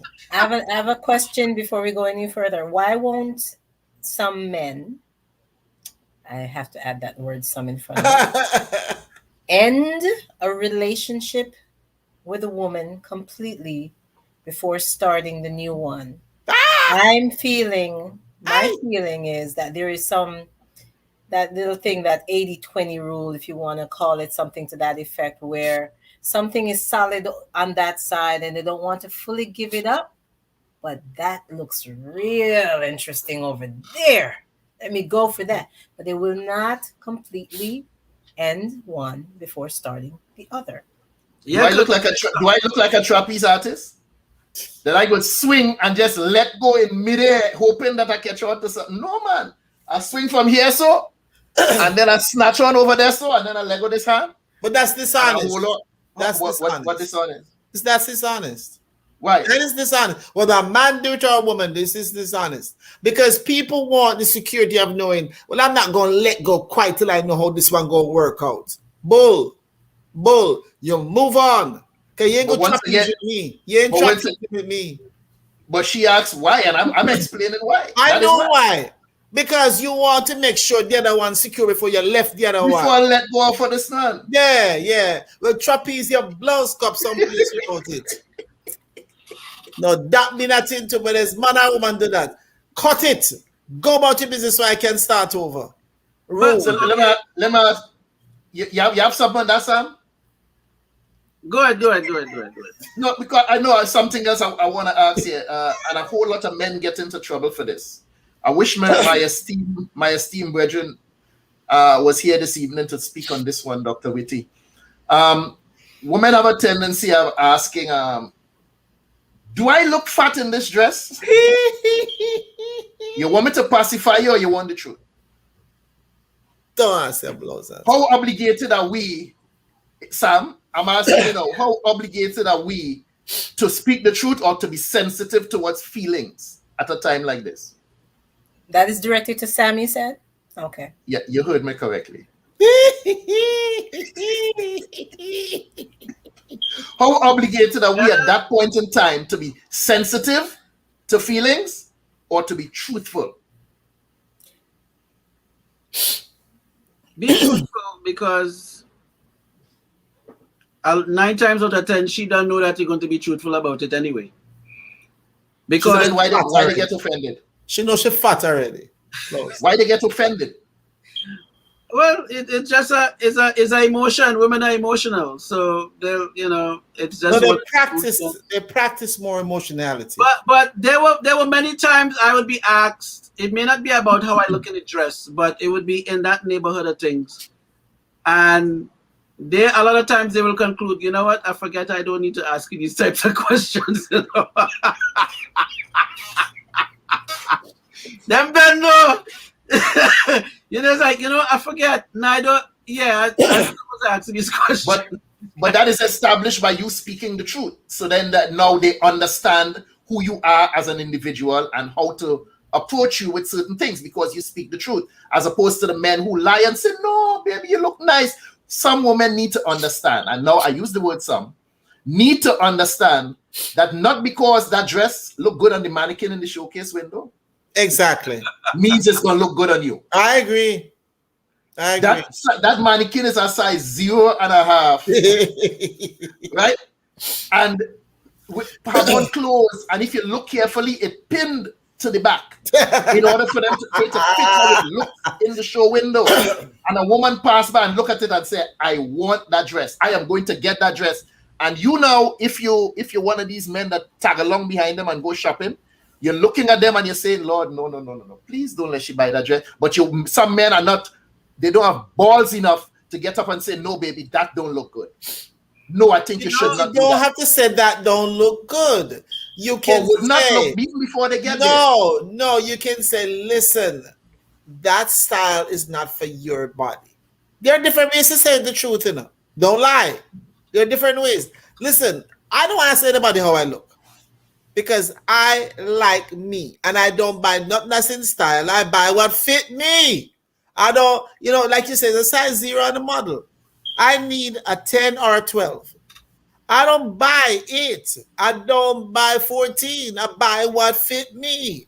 The problem is that a lot of women will see something and because it's nice, they feel they must put it on. And it do. A grown woman come to me in the store yesterday. Grown Jamaican woman. This lady got to be close to 70. And she had that dress was too short for my opinion for her age group. And I don't know why she chose. Well, I know why she came to me because I saw her and I was done walking, and they were walking arm in arm. And I said to her, that is lovely, the walking arm in arm. And the husband was like, yes, man. That's all he said. And she came to me afterward. She said, and she walking very girlish. And like I said, the dress is too short, in my opinion. And she said, I'm looking for this dress that I'm wearing. Everywhere I go, I was surprised not everywhere, but I didn't say nothing. She said, everywhere I go, somebody asks me, where you get that? It looks so nice on you. She looked round in it to me. And she just looked round. So she said, and I said, oh, it's a nice dress. I said, yeah, because I'm not going to lie to her. It was a nice dress. She said, but I'm looking for something for a funeral. Normally, my personality, I would actually walk around with her and help her find something for the funeral.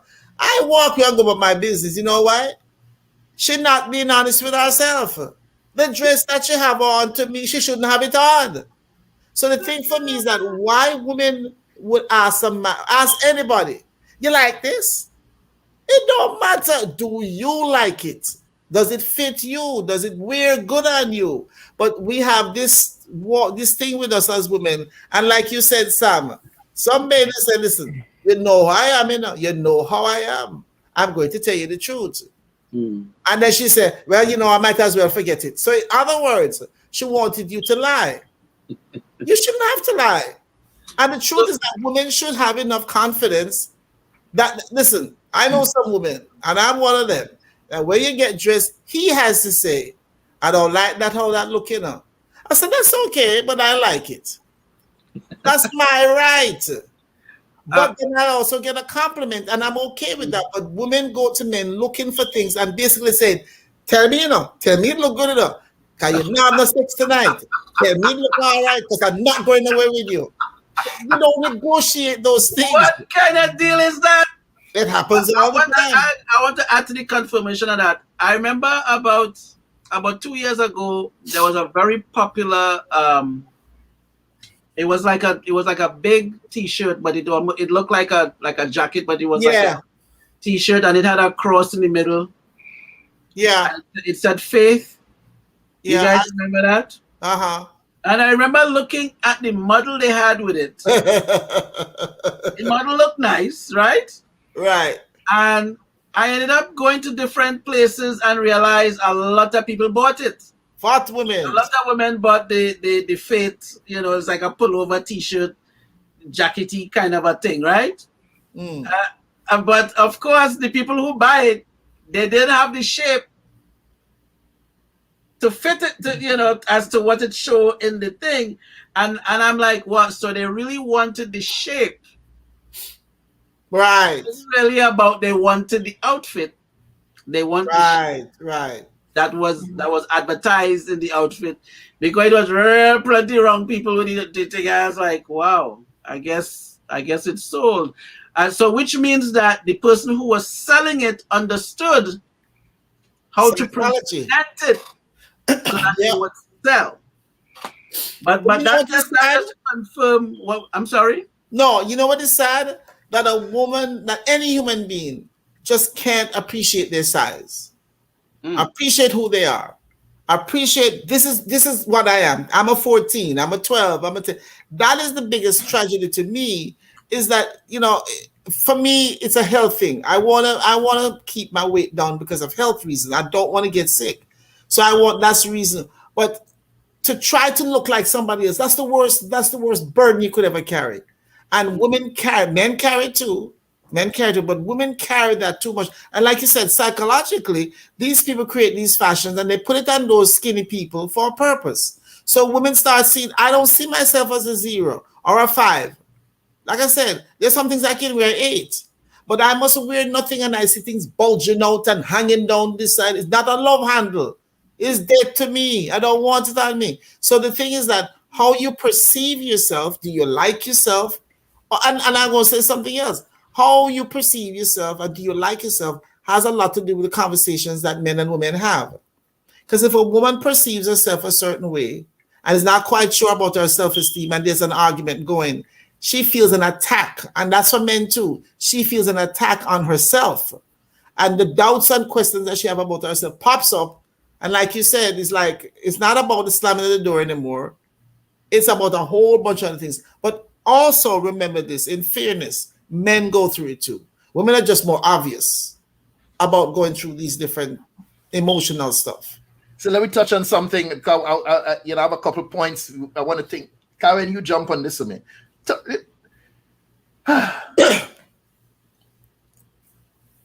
Mood swings. That's when you go to my bed. How could I know what it is you want? And when I say you, I mean I generalize it now with women. How could I know what you want when you don't even know what you want? Well, first you must find out if this is your partner. Understand, is this biological? Is it emotional? Is this just her baseline? Figure it out. And you approach differently based on, is it a hormonal situation? Is she mentally slightly impaired? And you know this. You approach differently. And you tread lightly until you think the zone is clear. I mean, what do you want me to say? What the heck do you want me to say? Run! You heard this, run.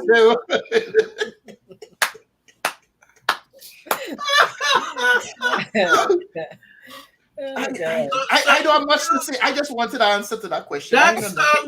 Karin, that song like you need to send them to the doctor and get evaluation. But I mean, literally, if you know you're living with somebody who is a bit unstable, which is real, mental illness is real. We have Dr. Judith right here to attest to that. Or is it hormonal? I mean, is she just a little off center? It's certain. No, Lucy, I would like to blame it on menopause when you all put men on pause, but this is something that has been happening from way back in the 20s, age bracket, 30s, 40s. Yeah, man. Yeah. But then if you are the constant and you have all these variables, then focus back on yourself, Bridget. No, what woman? No, the woman is the constant. She know why she laughing. She know why she laughing. I don't understand it. Like I said, I don't have much to say on it, but I don't know. I get real. I heard a pastor once say, talking to the man, he said, "Man,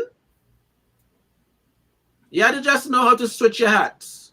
Oh Lord! One moment you're a father, one moment you're a friend, one moment you're a provider, one moment you're goal-oriented, one moment you're a listener, one moment you're the advisor, one moment you're the breadwinner." There is a mental health term for that.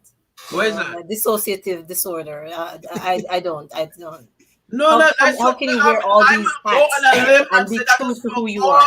Women, I'm going to go on a limb and say that is for all women. Listen to me. You just have to know when to switch the hats. Me and you get on. That is not all women. Thank you so much. Let's correct that. You have to know when to switch that hat as a man. But Karen, you just said if the man is the constant. He just has you're to the constant and everybody else seem crazy throughout your 20s, 30s, 40s, 50s. No, man, you have to look at something else, man. I never said everybody. I never said everybody. But anyway, hold on. Let me joke Karin again with something here. Aye. No, she stay quiet for a moment. I want you to talk right now. Karin, you think that a heart could be broken in the same place twice? I always tell people that my heart is a muscle. You might step on it, you might trample it, but it not break. Literally. Can't break my heart. But if you think a heart, let me finish. Okay. It's a kind of a two-part thing.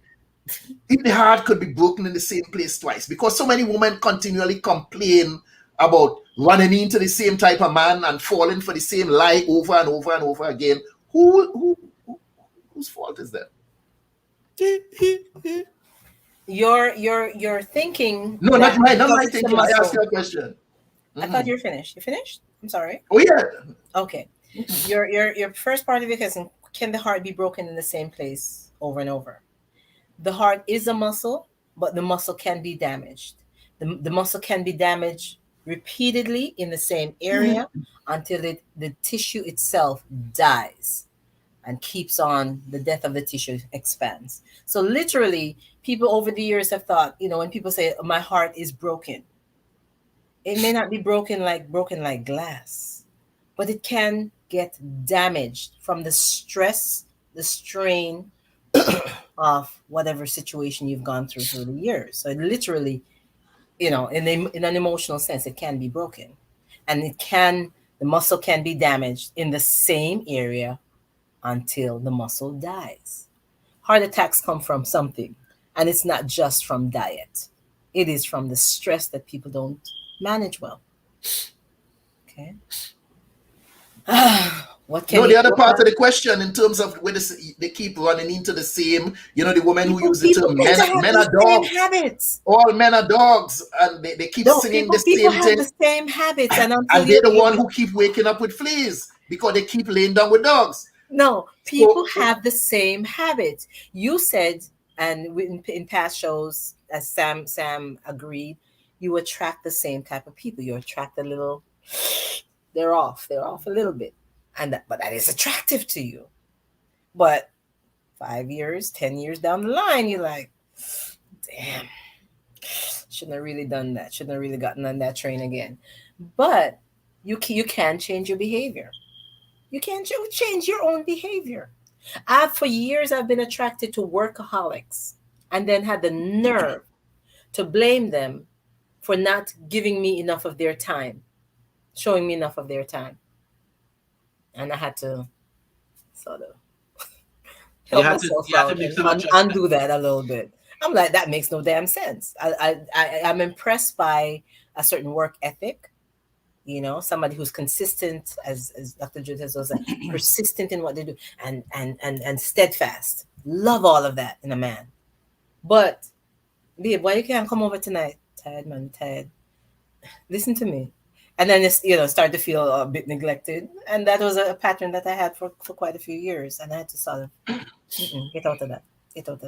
So if you date a workaholic now, would you be understanding to that? I'm definitely. Or you just don't date out workaholics? No, I'm more understanding. I'm still attracted to the same thing.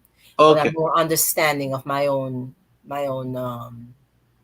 shortcomings in that. I can't expect to see this person all the time because they're out there doing their thing for a reason. I mean, they always have a ambitious mindset. So, Dr. Judith, one for you here. So what? Sorry, say that again. One for you here. I still don't understand how is it that after spending months in this courtship, people getting to know each other, We hear women complaining with a 6-month belly. I don't need he. And then they make a decision to raise a child alone. You spend months getting to know each other. And then months of courtship. A short time being in the relationship, which now produce a pregnancy in some cases. And then you find a woman walk out now and she's single. Oh, I don't need him. Now you're raising a child alone. Where's the break? Where does this breakdown take place? That somehow the red flags they don't see in the beginning, or they just choose to ignore certain things? And what happens? I don't know. I wasn't there. Guys, I know people business. I don't force people business, you know. Listen, in all sincerity, I believe truly that we lie to ourselves about people, about each other. And we see, you know, I know a lady who tell me, I just thought, and she said, sweet to you, see, I want to box her. She said, I just never saw that in him. I said, stop lying. You saw everything. You just forget because you used to talk about it when he was doing the things then that you know is crazy. And men and women, but women have a market. They make this into a speciality, as Jamaican like to say. Production of this thing. You know it's there. You and some, especially with the ego in women, at some point you decide you're going to fix him. You're going to change him. The problem is that the change never went through. So, listen, I used to like Karin. I used to attract a certain kind of, I attracted people who were not available to me emotionally. That's because I was scared to death. But when my father said, hey, stop that, because all you're doing is spinning your wheels.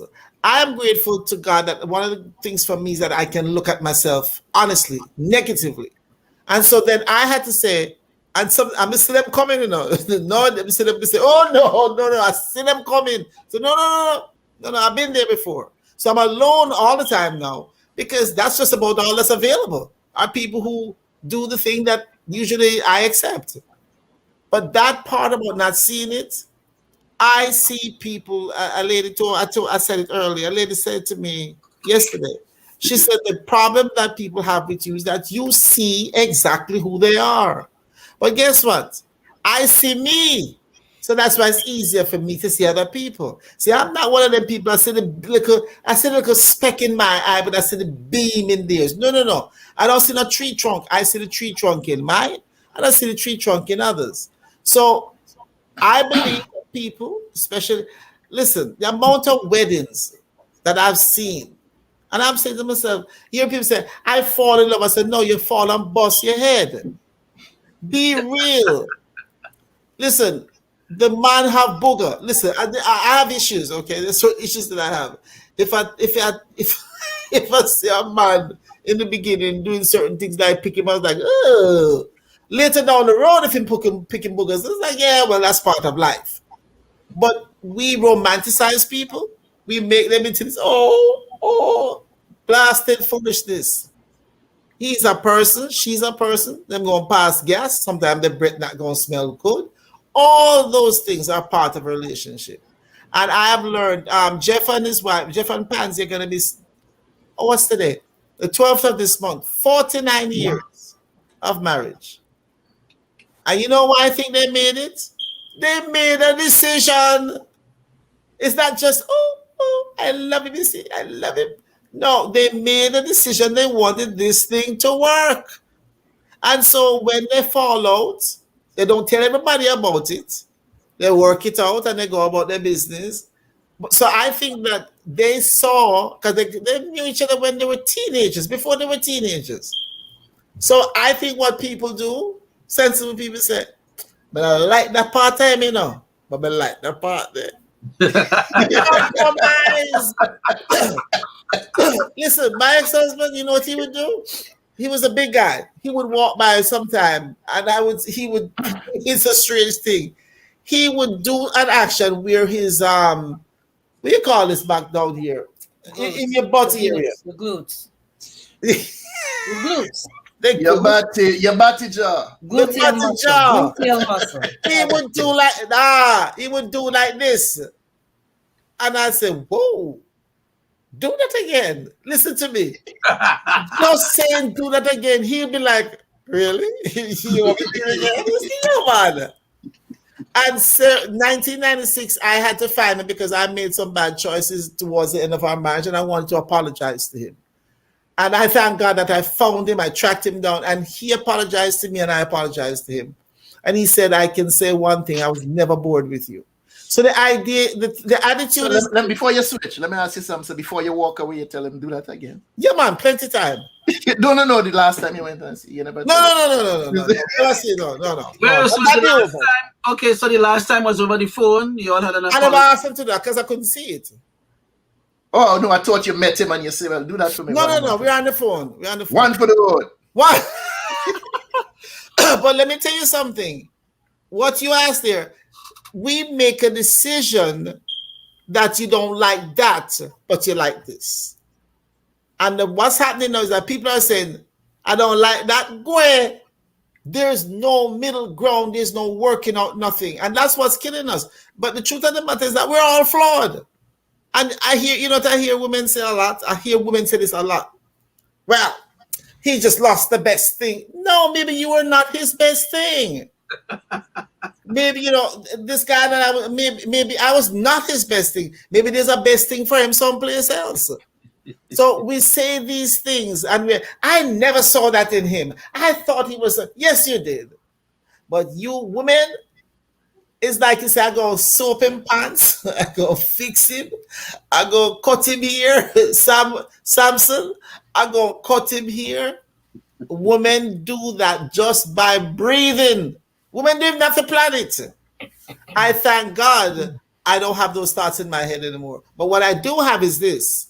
If I see the same madness that I used to see, I said, no. Like the young lady said, run, I run. Because I know what's coming. I don't want it around me. So in conclusion, let me ask one question and give Karin, so damn rebellious, she don't like me to tell her what to say. But one question in closing, and answer this in conjunction with your own closing. What does it take to build a loving and lasting bond between a couple? Answer that question in conjunction with your closing for me. I'll try to be short and succinct. 60 seconds. No, I can't do 60. What Dr. Judith just said, perfect for the segue. First of all, for me, respectfulness, both parties being respectful of each other. I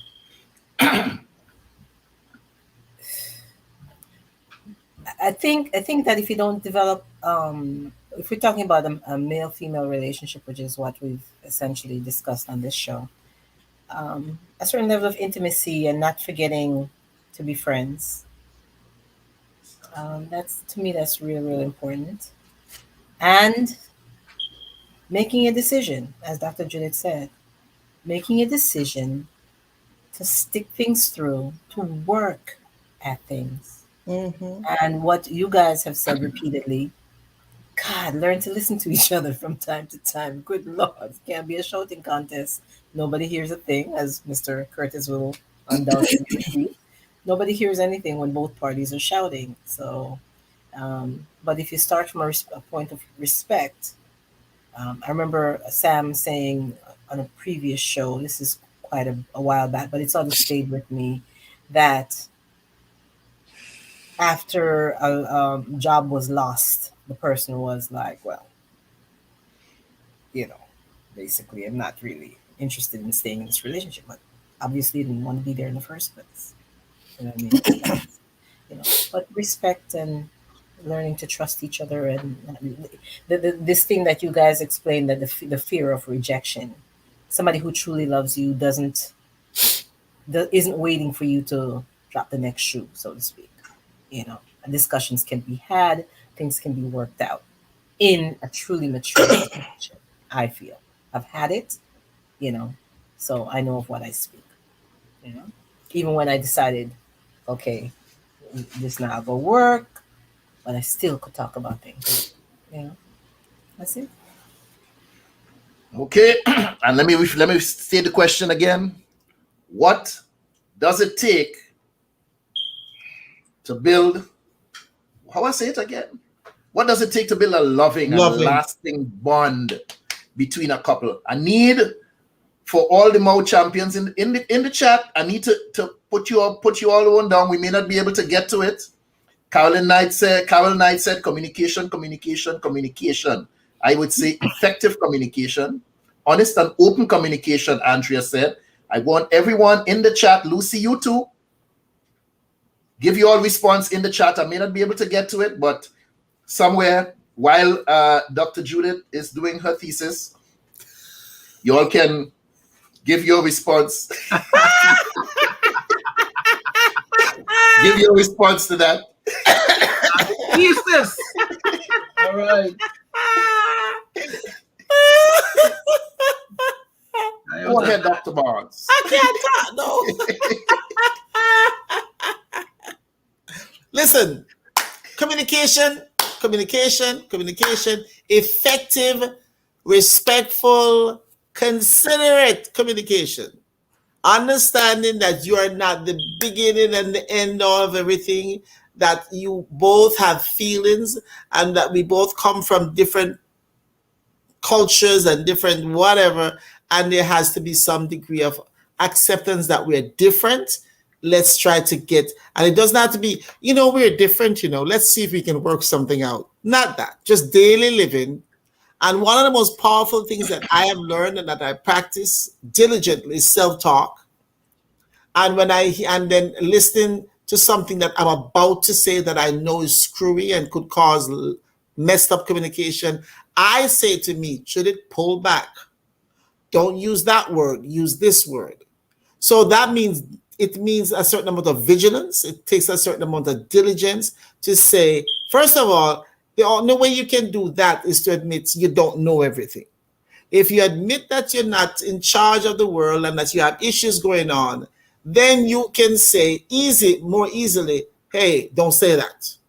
And you don't stop saying it because you're cussing, I'm over cuss. That's not the reason why you say it. You say it because it's not going to add anything good to the relationship. So be aware of your weaknesses, not just aware because some of us tend to be aware of our partner's weaknesses. And this is what they're going to say. And that's the other thing. Don't prejudge a conversation. I used to rehearse conversations. I don't do it anymore. Let the conversation come, and as you go, talk. And be willing to say, I am sorry. Be willing to say, I was in error. You don't want to say I was wrong. Say I was in error. Be willing to say, listen, at the end of the day, I want this to work. Can we figure this out? Those are the things that I think will help relationship. And most powerfully, don't be in relationship with people that you really don't love, that you really don't care for. There are people who settle, who say, well, at least I have somebody. I don't want no at least. I don't want nothing that's at least. If I'm going to buy butter, I don't buy margarine. I want real butter. So people must choose what they want. Be honest about it, that this part, I don't like that. When him take off him shoes, and it's usually something physical. When him take off him socks and foot smell. So you say, sweetheart, I have some powder. You say, man, I buy some powder for you the other day. It smells nice, you say, man. I used to tell women, if your husband's hand is rough, say you do construction work, and it bothers you because him do this and it kind of maybe cut you sometimes, it's a little harsh. When he passes by, don't say to him, boy, your hand rough and I'm sick and tired of it. Every time you touch me, it's like you cut me. Come here, man. Don't say. Every time he passes you, or sometimes when he passes you, you have some lotion in you say, come here, sweetheart, and just start rubbing his hand. Him don't remember same hand rough, but he enjoys you rubbing his hand. And you rub his hand, and the next thing you know, he likes it. So he come back to get some more rub. That's his or her, right? Yes. Because his or her hand. Yeah, that's true, because women can have rough hands too. So, listen, the next thing you know, he's going to say to her, we get that lotion, fam. I'm like, come on and feel these days, you know. The man will start to, and I'm telling you, because I'm these things are tried and true. He said, next thing he said, I think I'm going to start wearing gloves to work. But it's never you cussing him to tell him how harsh his hands are. Same thing for the woman, the man to the woman. So I think, in all honesty, if we would just kind of put ourselves down in a healthy way, do this to ourselves, and lift our partner up a little bit. Because I promise you, if you lift your partner up, at some point, if you're really striving for the same goal, they're going to lift them, they're going to come up to meet you. But when you have this cussing and thing going on, like, that's because something's going on that nobody's talking about. But above all else, do not be with people that you really don't want to be with. Too many people settle, and that's part of the problem. Too many people are together that shouldn't be. I said some people shouldn't be in the same state, much as the same car. You don't belong together. Leave the person alone. And I think that's about it. You know, men and women make mistakes. Men and women need to admit to mistakes. Men and women need to say, if I want this to work, let me put out the effort. And it's not going to be perfect. But if you have made a decision, stick with it. That's it. Mr. Archer. Yeah, I'm in. So my pointers would pretty much be I love talking about our differences, male and female. It's good to have heterosexual pride. Everybody else is having their pride, so we could have our pride too. Right on, brother. No shade to the alphabet community. Have your pride, it's all right. But it's good that we could have our pride too. Thank you very much. Yes. No shame. But you know, I think this conversation brings balance, and it brings the importance of both genders, so to speak, because I think because we spoke of the issue, and then the ladies spoke about where their minds was or how they feel if this is said, and then if the gentleman says this, it doesn't mean that we're trying to disrespect or to trigger. It just means that, okay, from our point of view, this is how we see it. So I think conversations like these are good to have. So when these things arise, you know, we can understand, okay, you know what, they're not really trying to disrespect me, or they're not trying to belittle me. They're just talking to me because in their mind they feel this, and it's okay to understand where they're coming from, and vice versa. You know, just to be able to read and understand the person. And for the folks in the chat, the word here is communication. I think if we add all the different words together, I think communication is really the number one word in the chat here. And that's my point. Everyone in the chat, please like and subscribe to the channel if you're on YouTube and you didn't like the show. Please like the show. It seems like we have to remind folks because you know, we'll do the show and then you're like, oh, 3 likes, 4 likes, and sometimes we had 20 people on the thing. You know, so if we have 20 people watching, we should have 20 likes on that actual page. Or if we have 10 people watching, there should be a total of 10 likes on there, and it will help improve the ratings of the production. And I thank you all, guys, and Curtis, over to you. Thank you.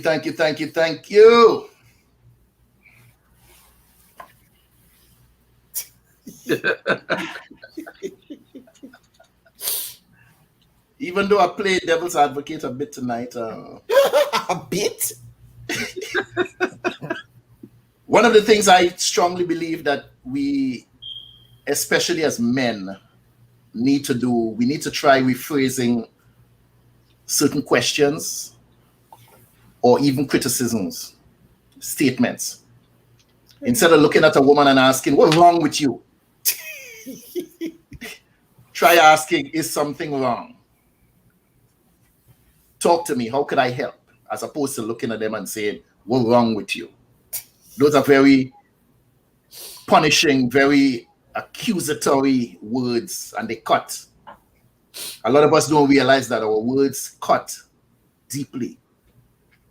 We need to express a little more, what's the word I'm looking for here? Empathy. And try more to understand than to be understood. Sam said it earlier on that sometimes that issue that they may be going through, they just need to address that to you. So you need to just listen to that and push everything else aside. Try to understand where that person is coming from when they lodge that particular complaint. Anthony Brown said it earlier on, we need to settle arguments about this slamming of the door. Deal with it when it happens, not 10 years later. Because at that time, I probably can't even remember what happened. So address it at the point in time. Let's settle it. Let's settle the argument. We go to bed at peace. We also need to pay attention to what I like to call the red flags when they go up. So you don't have to run away prematurely out of a relationship. I believe it was Andrea that said it earlier on. A lot of people tend to put the cart before the horse. And that's why they end up in these situations where you realize that you don't really know somebody. My grandmother used to say, you're smart like Sister Kit. Wipe your ass before you shit. Yeah. The lesson in that, you don't wipe your backside, and then when you're done shit, you realize you don't have toilet paper.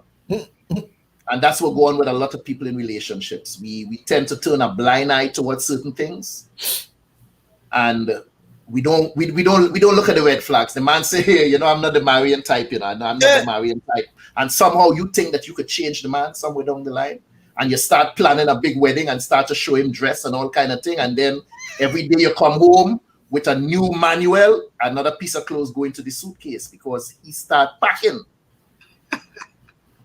He told you when you first met, I am not the marrying type. And somehow you think, but he loved me so much and he treat me so good.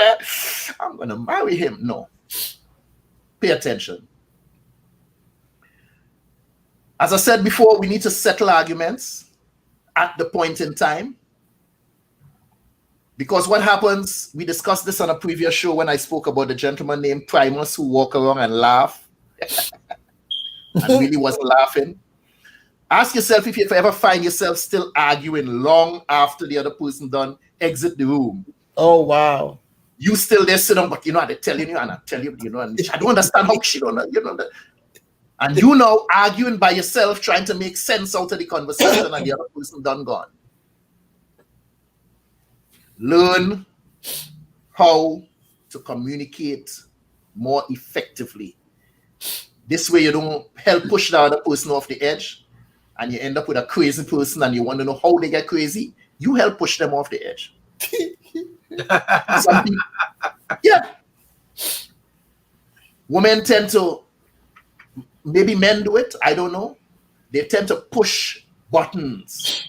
They know your triggers and they keep pushing at that because they know it will offend you and they keep doing it.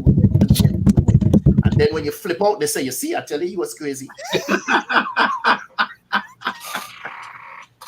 A lot of people tend to take advantage of other people's trauma and keep poking at that particular situation until the person reacts. And a lot of people don't make it out of those situations alive.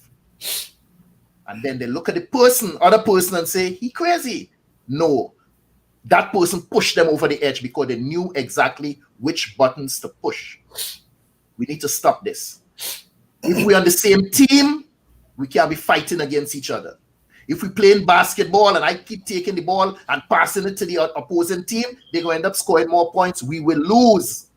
If we're in a marriage and we're in a relationship, remember, we're on the same team. So when we try to settle something, it ain't about you winning or the other person winning. It's about making this situation here more harmonious so we could live together for each other's sake, and a lot of times for the sake of the children, whom some people never pay attention to. Kids are people too. And we need to have their feelings, their emotions into consideration when we argue and we fight and we separate. Some people look at us and they say, you will never find another person like me. And I said, yeah, that's the idea. Peace and blessings. Good night, everyone. Good night. Hi, I'm Dr. Judith Barnes. I'm an author, a playwright, poet. I'm also a broadcaster by training. And I recently found out about 2 years ago that I can paint paintings, which means I paint sceneries, I paint landscape, I paint animals. I have just discovered, and so that I can do this. And so along with all the other gifts and talents that I've been blessed with, I have paintings, and they are on view and for sale on Etsy and also on Facebook. And if you desire to order any painting or order one of my books, because I'm also an author, please give me a call at 470-564-8267. That's Dr. Judith, and the number again, whether you want to just talk to me or order one of my paintings or one of my books, please feel free to call 470-564-8267. Thank you.